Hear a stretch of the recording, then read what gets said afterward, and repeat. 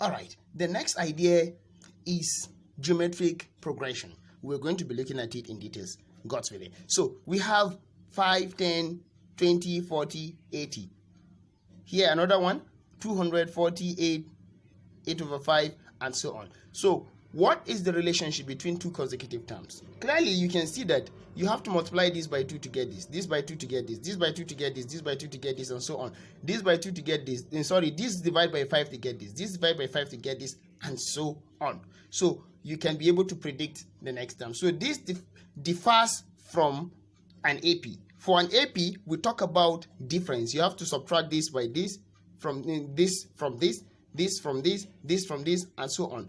And for this one too, if they are the same throughout, then you are talking about an AP, an arithmetic progression. But it doesn't work here. You see, this minus this isn't the same as this minus this, isn't the same as this minus this. You can see that's what distinguishes a GP from an AP. Okay, for a GP you talk about common ratio or constant ratio. Okay, that constant ratio, how do we get it? The common ratio here, how we obtain it, is a term divided by the preceding term. That is how to obtain the constant ratio. The constant ratio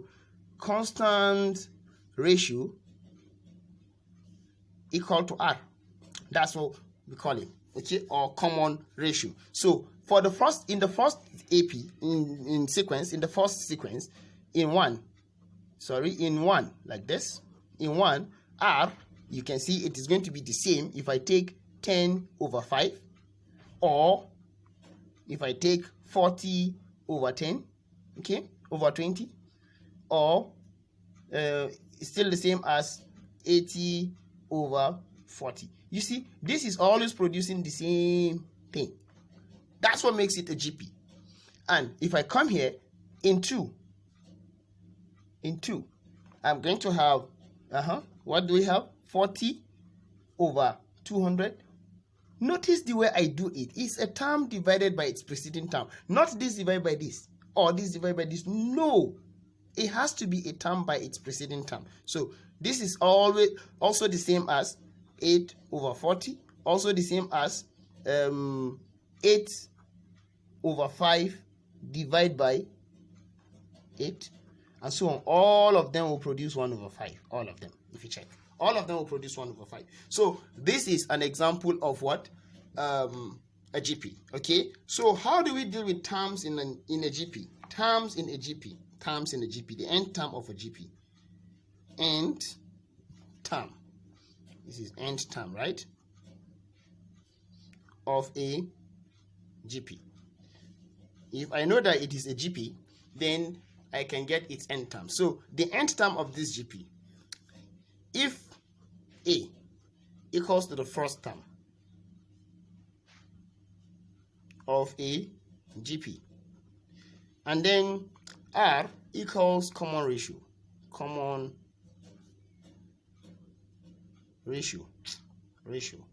then the first term of this GP would be nothing but A.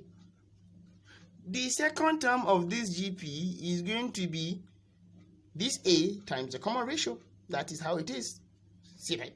Then the third term of this GP is going to be this second term times the common ratio times R, which is going to be AR squared. See that? The fourth term of this GP is going to be equal to A raised to power R squared. That's the third term times R, which is going to be AR raised to power 3, and so on. If you notice the relationship that is taking place between these terms, you see there is one here, no R here. This is R power 0. So I can just put it, no problem. It's still the same. Still the same. See? So it's just going to produce A in turn, right? Okay, now what about this? Second term, R power 1. See? Third term, AR squared. Fourth term, AR cubed. You can see the pattern. So generally, for a GP, we have the end term of any GP is always equal to AR raised to power R n minus 1. Like this. This is for a GP. I don't think there is any problem with this. There is no difficulty with this. Very easy to memorize. Very easy to memorize. Okay, now, how do we deal with a GP? Okay, we'll take just a very simple example. Okay, very simple example. Write down examples. The first one here, write down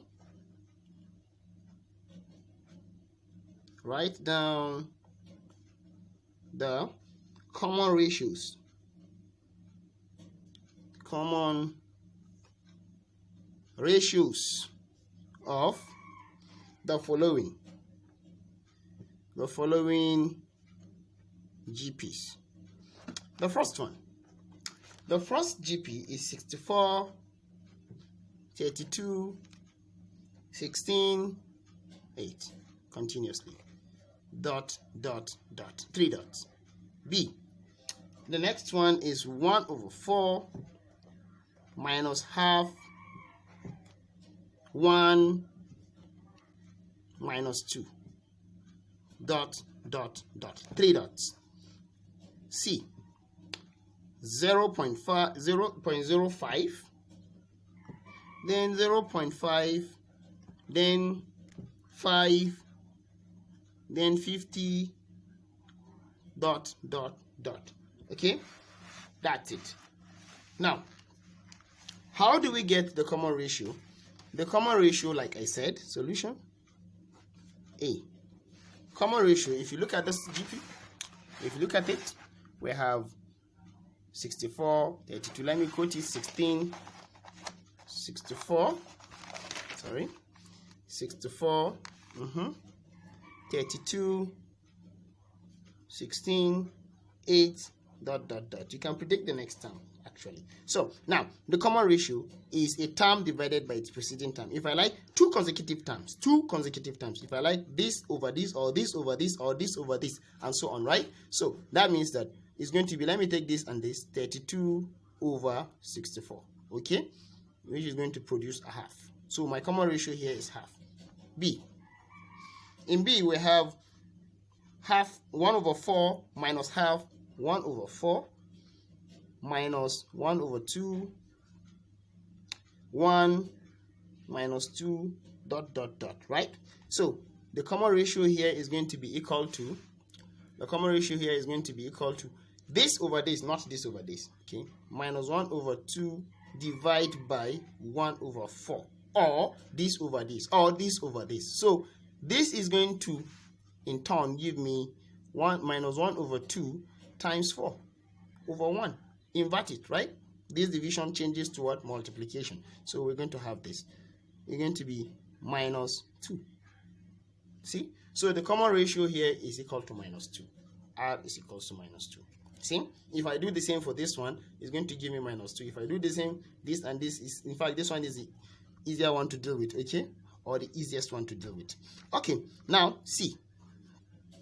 In C, we have 0.05, then 0.5, then 5, then 50, dot, dot, dot. So my, what do we call it? Common ratio. My common ratio is going to be 0.5 divided by 0.05. Or if I like, 5 divided by 0.5. Or if I like, I'll say 50 divided by 5. Anyone. You don't have to write everything like this, but just take any two consecutive ones, will give you the same thing. So that means I'm going to have this divided by this is just 10. Or if you look at it here, it's just 10. So 10. My common ratio is 10. See? So that is it. That's how to find the common ratio of a GP. Okay. Now, in this question